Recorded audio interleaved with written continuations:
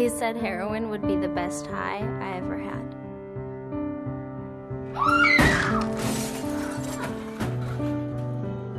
Sweetheart? Hey, sweetie, listen to me.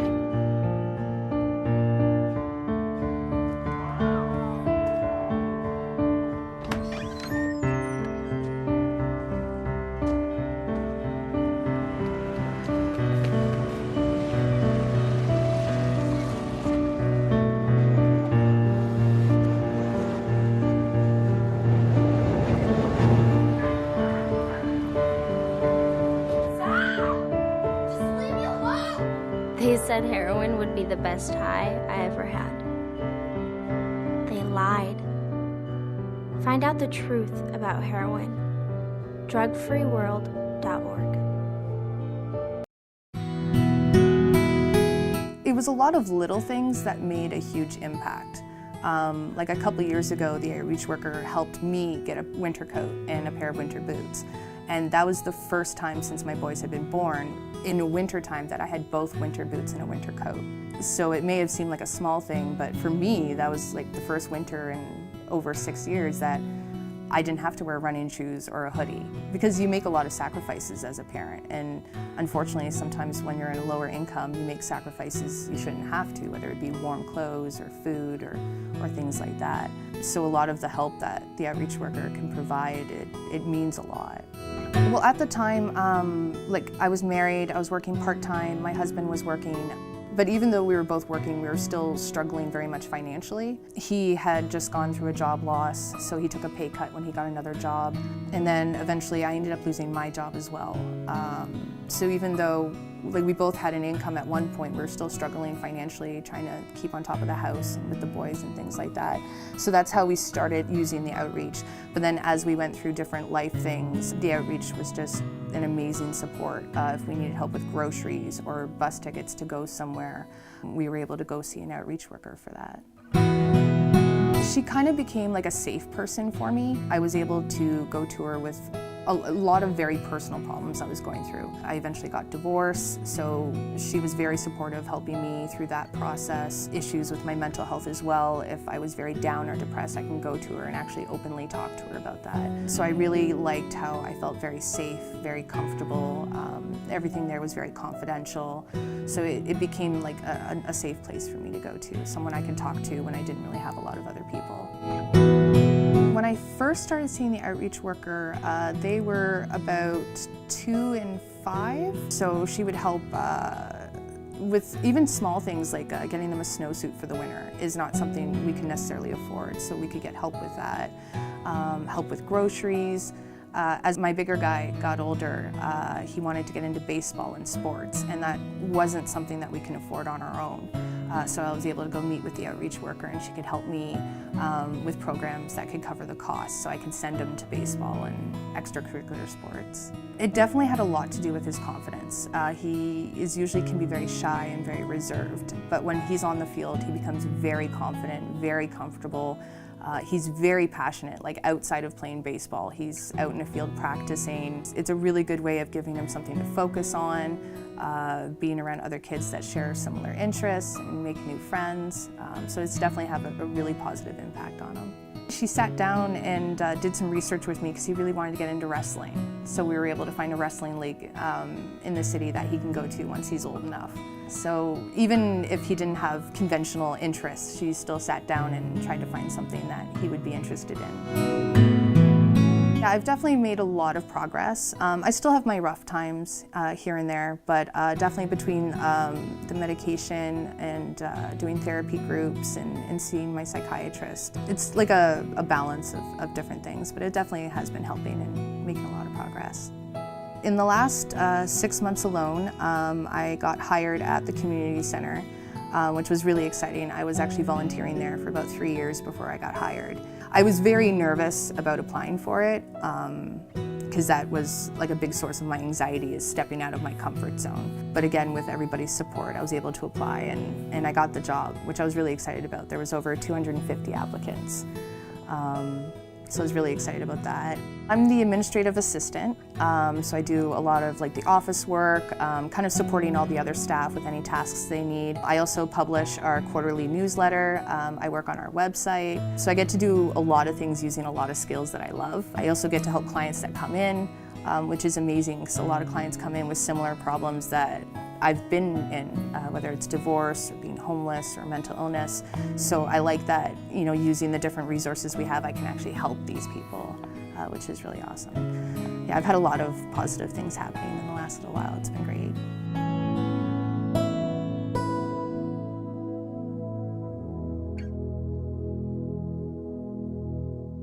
Cigarette smoking has been a part of my family life before I was born. Many of my parents, sisters, brothers, and even some of their friends died in early grade. One day I heard my mom telling one of her girlfriends how some of my family members died from cancer due to smoking. At the age of 15, I lost my dad by the grave, and a year later, my mom soon joined him. As heavy smokers, they both were taken by cancer, young, just in their late 30s. What should have went to the grave with them didn't. Instead, it stuck around finishing what it started. What I didn't know was just how deadly living with smokers would predestinate my life.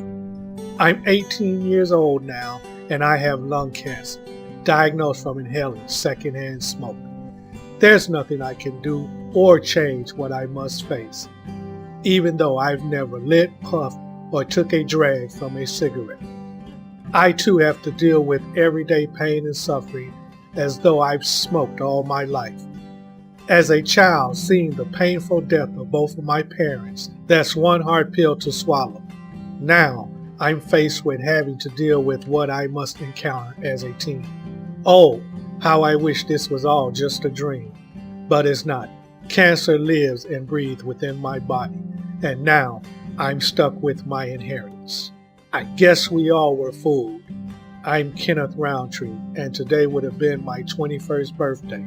If my story can convince you to stop smoking, then maybe this will. I just want to know how long it's going to be before we eat. Amen.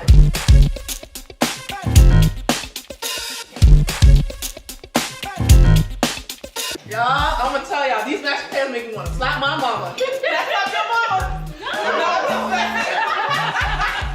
But It's the key ingredient. It's the secret ingredient. It's like I'm already eating it. In my head, I'm like, it's so good. Yeah, America, if your family would love to have USA Meals on Wheels cooking show come to your hometown for breakfast, lunch, or dinner, please email the show at spotlightme.com. No, Robert, no. Get your buttered mashed potatoes down, my brother. Now let's eat. Coming soon to the iWin TV Faith Broadcasting Network station, USA Meals on Wheels, iWin Christian Cooking Show.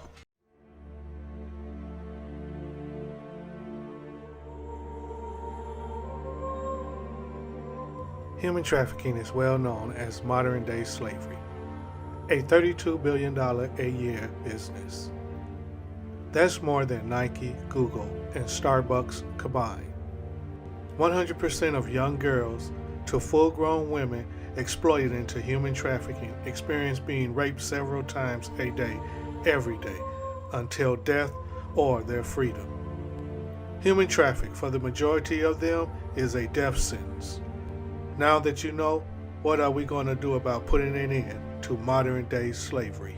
To gather more information on human trafficking, contact the National Human Trafficking Resource Center at 1-888-3737 or visit us online at www.traffickingresourcecenter.org. Everyone is trying to progress to a better world, but how do we solve the division amongst the people and their beliefs? Music has the power to bring unity within the people. Harp Las Vegas has been using the power of music to bring the faiths together. 'Cause I am a friend of God.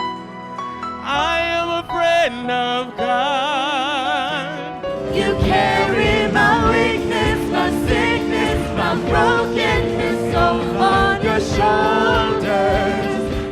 Satan will try to tear you down. But it's our job as brothers and sisters of God to keep fighting, to keep sharing that love that God has for each and every one of his children. If the Muslims, Jews, Christians, and the people of any other religion knew their religion well, there would only be one religion, the religion of love and peace and mercy. And in spite of all the naysayers, this is what Christianity should look like. This is what peace looks like. This is what unity looks like, yeah. Really love one another and love God. And I think that's absolutely amazing. It's beautiful. When we think about the world we want to have, the world we want to create, I think it looks something like what we have in here today. Our generation can create a society where there are no conflicts. There are 3 determinations for each of us to start with.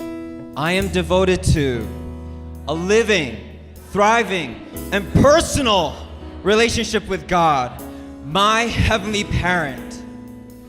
I am devoted to integrity, purity, and fidelity for the sake of my future marriage and family.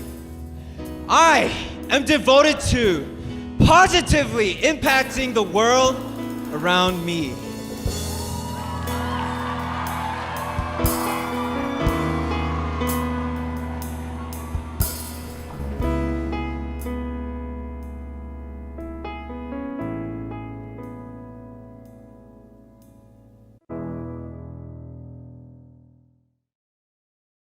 Many children who need specialized medical care are sent out of the Reno area for treatment. The Travel for Treatment program gives parents travel and lodging funds when their child's medical treatment is not available at a local hospital. The program not only helps children get to the medical care they need, but it enables their family to be with them every step of the way. When Jonah was born, he had some issues with his legs that required us to go down to Sacramento Shriners Hospital once a week to have his legs casted. This was going to cost an incredible amount of money for us to be able to fill the tank with gas and get down there once a week. So we got in touch with Ronald McDonald House, and they provided us gas vouchers so that we could actually take those trips. We are committed to reducing as much of the stress of a child's medical treatment as possible. By providing airline tickets, gas cards, and hotel stays, we are able to relieve most of the financial burden that parents face when they have to travel for their child's medical care. You want the peace that passes all understanding, and you already heard him cry before you cry. His ears are focused on you, supernatural, living in his favor. Everything, name them, give them a name, and I worship with you in Jesus' name. Have a blessed day. Tune in every morning with Pastor Allen Live for encouragement words. Seek Jesus first on the I Win Faith Broadcasting Network. I've sought, I've prayed, I still do not understand. Bless this food before us, and we thank you for the fine day ahead of us. You divorced, you know they have mercy on you. Say 2 times, they looking at you like, oh, it's her fault. Sorry about the door. It must have slipped their minds. That's no problem. Is there a key we can get for tomorrow? Sure, we'll get one made for you. Put your trust in God. Our Father, which art in heaven, hallowed be You're watching the I Win TV Faith Broadcasting Network station. From the heart of God to life created by God, entertainment His way.